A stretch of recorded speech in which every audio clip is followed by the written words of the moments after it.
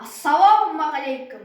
Мен Май ауданы Майтөбек жалпы орта білім беретін мектебінің 2-ші сынып оқушысы Жанат Абылайбекұлы.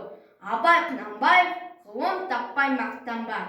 Ғылым таппай мақтанба, орын таппай баптанба, құмарланып шаттанба, ойнап босқа күлуге. 5 нәрседен қашық бол, 5 нәрсеге асық бол. Адам болам десеңіз, кеуін өмірін алдында, оған қайғы жесеңіз.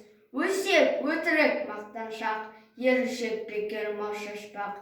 5 дұшпанын білсеңіз, талап, еңбек, терең ой, қанағат, рақым ойлап қой.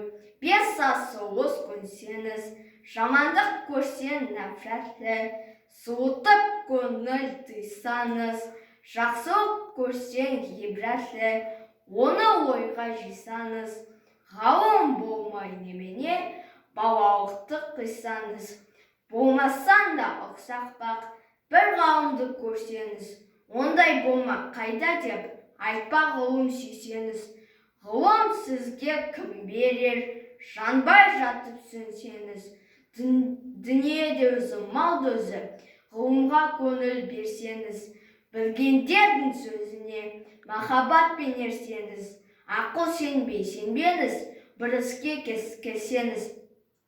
Ақсақал айтты, бай айтты, кім болса мейлі сол айтты. Ақылменен женсеңіз, надандарға бой берме, шын сөзбенен өлсеңіз.